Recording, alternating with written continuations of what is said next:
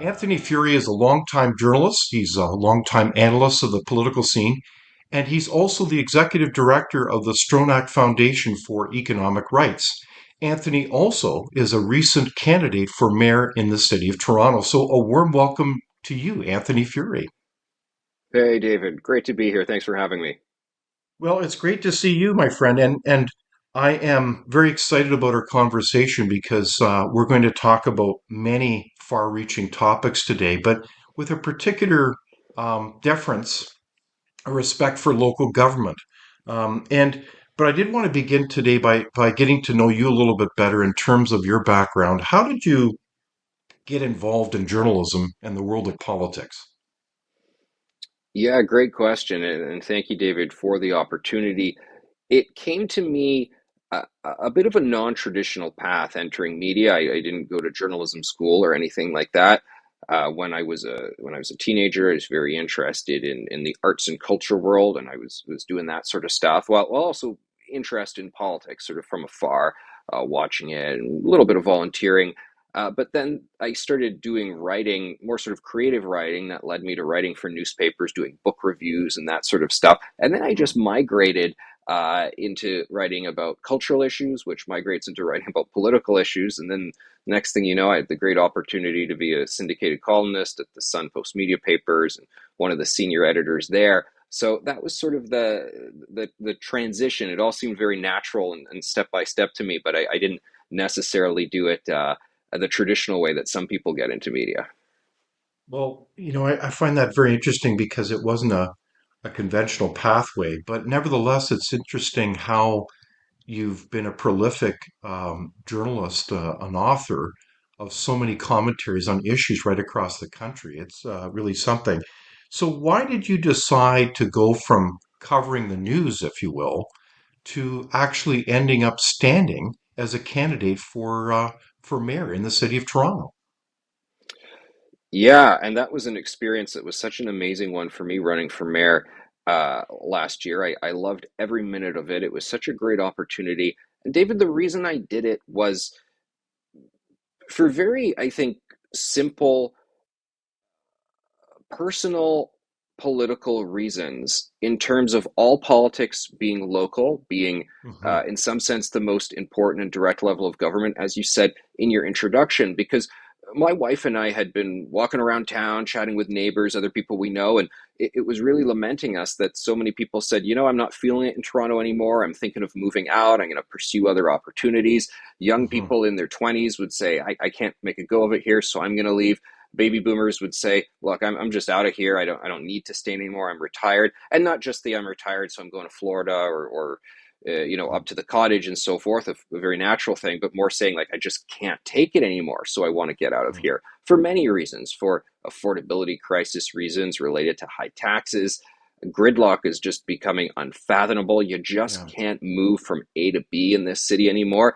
And rather tragically, David, public disorder, crime, general sense of chaos on our streets is really increasing when it comes to people not feeling safe on public transit, in the public square.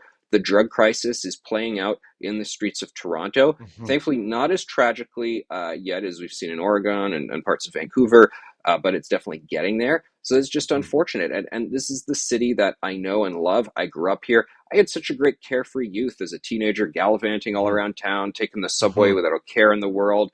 I just loved it. And now that opportunity isn't around for young people. And David, I think that what we're facing here more broadly is the decline of great North American cities. These things are cyclical. We've seen them in past decades, but they're coming back. It's happening in Toronto.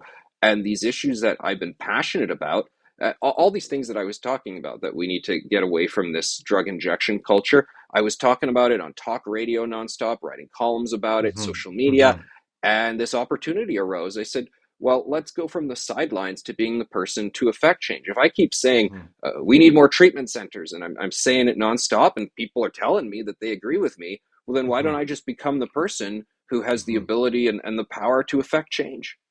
Indeed. So, that's one of the themes that I really try to encourage our audience all the time is to get involved, speak up, and who knows, even enter the political forum.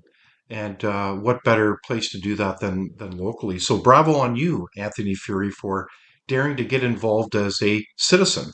Um, I'm intrigued by your story. I actually had the privilege of living in Toronto for a couple of years. So I lived right downtown.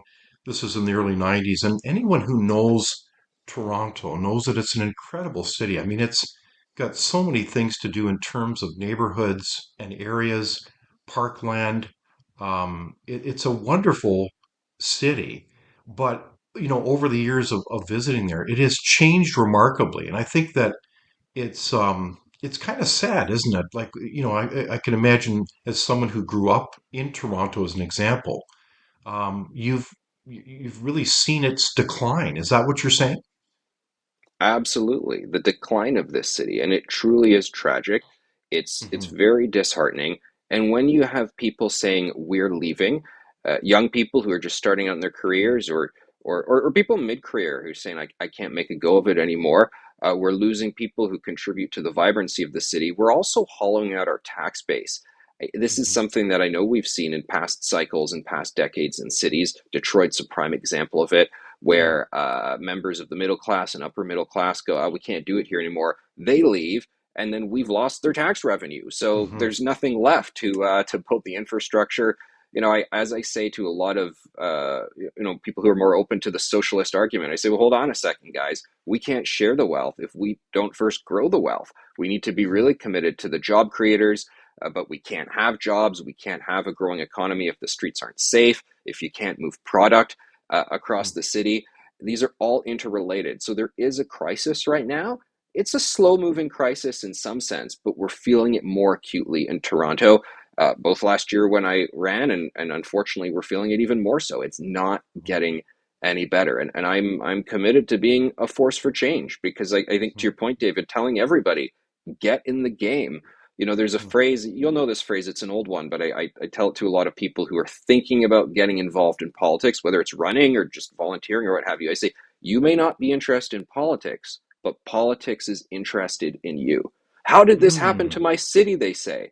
Well, Yeah. because other people got into power and they went and advocated for this and they brought about these changes while the rest of us were busy doing other things. I mean, the things we were busy doing were just following the law, paying our taxes, raising our families, watching the hockey game, taking our kids to practice and so forth, all just doing responsible citizen things. And Mm-hmm. I think it's great when people feel that they don't need to get involved in politics because that means they feel that things are going pretty well and they're not that Hmm. frustrated. I know there's always, David, that debate about is a low voter turnout rate a bad thing?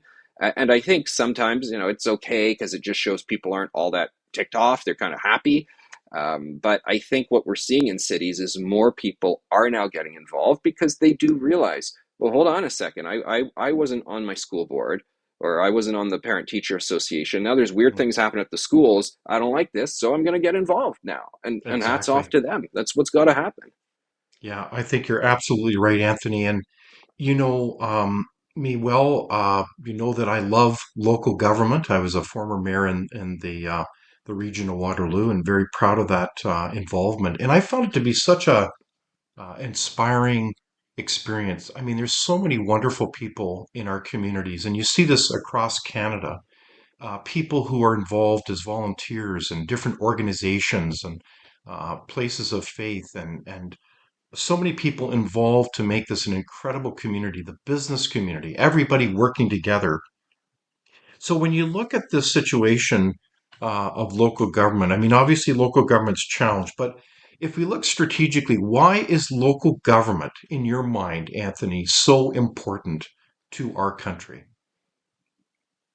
So when I ran for mayor, I had the heartening experience that people of different political persuasions said, you know what, I want to get on board and I want to support you. And I'd be more considered a traditionally conservative or center right candidate. There's no party system in the Toronto municipal level. So Mhm. there's this sort of opportunity where they go, okay, I know Anthony's a conservative guy, and if he was running provincially or federally, I'd be ticking off the conservative box. I'm not really a conservative voter. But well, there's no party thing here. And I kind of agree with them that our city's in shambles. We can't get around. We can't have the taxes so high. Dave, we just had a tax increase in Toronto of about 10% in one single year, a really big one Wow. there. And I think when you hear from people who say, "Oh, I usually vote for this party or that," or I was even a staff member for this other party, but I want to get involved to help clean up the city. I mean, that is really inspiring. And I think the reason why is because all politics is local, whether we are, NDP, Liberal, Conservative, Green Party, when you experience, as I have personally experienced, that at the park across the street from my house where my kids play, there never used to be needles before. Now there's needles appearing there. And when you call the city service that says, "Oh, don't touch them, we're going to clean them up," they actually don't come when you call because they don't have the Wow. resources. They're not prioritizing it. You have to call three times and finally they show up, but maybe they don't even notice them. They don't take the right ones away. And it's very frustrating. And I think Mhm. whatever your politics is, whatever your race, your religion, when it comes to just the basics of our daily life, I think most of us are in agreement, aside from very radical activists, that that's not okay. That's not acceptable. If they No. stop collecting your garbage and the garbage just piles up outside your house, that's not okay. And we Yeah. can really all agree on that. So there's also Mhm. something potentially unifying, very not potentially, very much unifying about municipal politics, where we can all come together and be on the same page about some of these things. I think you're right. The importance of local government is right before our eyes every day. We count on local government to work with us, that profoundly make the difference between a high quality life, high functioning community, and a low quality of life. I mean, Yeah. it's outrageous when you think of it. I just would never have believed today the tolerance, it almost seems, that people put up with drug needles in their parks. This parks are Yeah. for children and people of all ages. And to have that around constantly in a number of cities in this country is just really embarrassing. It's an outrage, is it not? No, so true. And one of the many different visits and meetings I had during the mayor's race that I'll never forget is I went to a conference with the Greater Toronto Hotel Association. And you have when Hmm. you're campaigning, you have your list of 8 events you're doing that day, and Yeah. and not that you write any of them off, but you're like, okay, I'm just going to this next event, and you don't necessarily realize that there's going to be a profound moment at the next event you're going to. And one Hmm. thing I thought was that I wasn't expecting, although I guess I should have, was this was a meeting with all the operators, managers, general managers of all the big hotels in Toronto.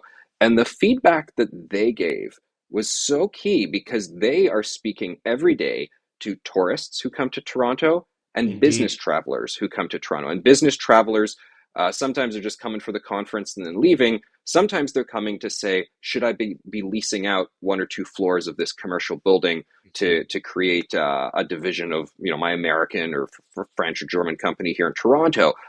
Mhm. And that feedback that those hotel operators were telling me is that people said, "Oh, I'd had this impression of Toronto and of Canada as this sort of really clean place and Mhm. much more easygoing than Yeah. these other American cities, and oh, it's actually not kind of like that. It's a lot dirtier than I thought. You can't really Mhm. move around, and there's this person who was troubled on drugs, and they were swearing at me, and I had to sort of dodge out of the way. And, whoa, geez, I didn't really know about that. So then, David, obviously, they go back to whatever city or country they came from, Mhm. and they tell their friends, and that's not Yes. good because then Yeah. that diminishes our international reputation, our business growth opportunities, and more. So I think word is kind of getting out that yes, there's a decline of these North American cities, and Toronto's one of them, and that does not make me happy. I want to turn that around. No, I think you're absolutely right. I have come across this so many times now where international visitors that I have had the occasion to meet with are looking at Canada through a very different lens. It's almost a shock and dismay when they go to different, particularly large cities. You can't generalize all of them, but it is almost a kind of a shock that this country that we thought was in order, that was in clean and healthy, looks just the opposite now. It's like we've gone Yeah, off the rails. And anybody who can see this, if you go to the whole Hastings area, Vancouver, to so many different cities, it's almost like no one cares. It's almost like yeah. who the heck is in charge running these cities or these provinces, or let alone this country? that is creating this mess. It's really quite disturbing, isn't it?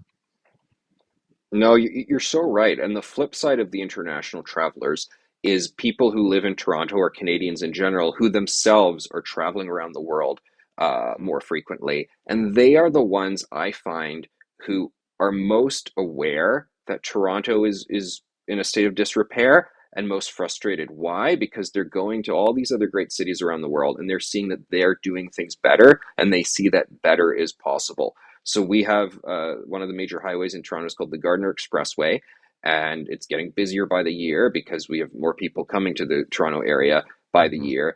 And the city has to repair some of the highway, and that's fine because we know infrastructure needs renewal Hmm. here and there. But they're actually closing 2 lanes of that highway for 3 years, David. For 3 years. 3 years. And you look around, I can take the extreme example of China where they can build an entire new bridge in like a month. Their standards are maybe not what we want. Sometimes Hmm. infrastructure collapses there, but let's at least meet in the middle and let's look at other American cities or European Hmm. cities where they're Hmm. able to do these things in 6 months, say, that we're taking 3 years to do. And people who travel around know that. They see that happening in other cities. So they are our feedback mechanism for how Toronto uh, can and must be better, that better is possible. People who don't travel around, they're kind of frustrated, but they're like, oh well, what can you do? You know, you can't Hmm. do anything about this. It's unfortunately just normal to have people, blitzed out on drugs on the sidewalk everywhere, and you're like, I don't know, Hmm. open your eyes, open your horizons, learn from other jurisdictions. We can do things differently, and I want to inspire people to see that better is possible. Absolutely. So let's talk a little bit more about what are cities. If we look at them strategically, um, I mean, it almost seems right now there's this theme among many cities that they're broken.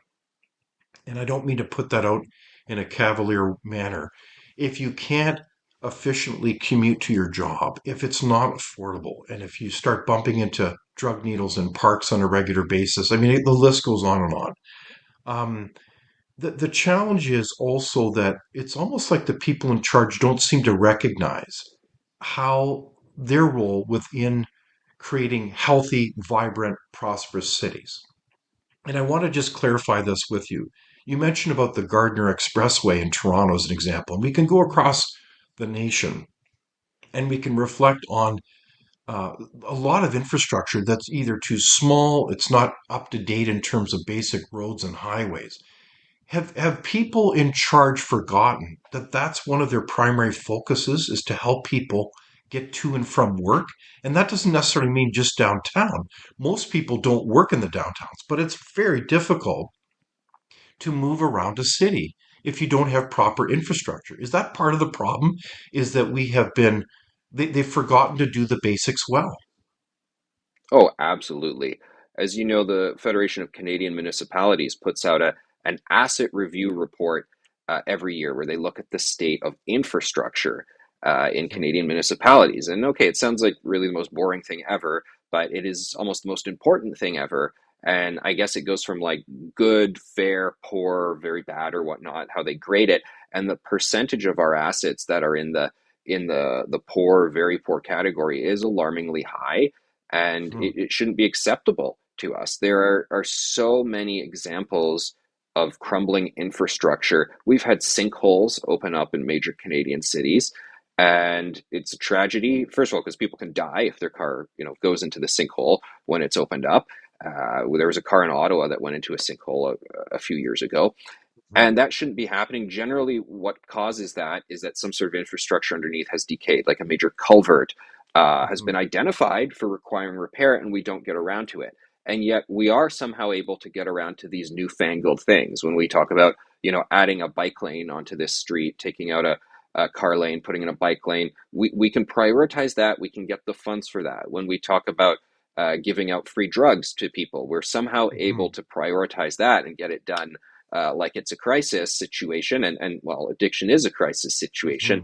Hmm. Hmm. But somehow we also can't get the basics of our society, literally the bones of our cities, the infrastructure. We can't prioritize that, and that is frustrating. And I, I know it's not the most exciting thing to talk about, but I can go on about it forever because I'm passionate about the top line issues, but I'm also very passionate about infrastructure and bureaucratic reform Without and open discussion and getting debate, you're not processes thinking, moving nor are properly you free. in Very government good. all Comment across below. Canada. We'd love for you to join the conversation.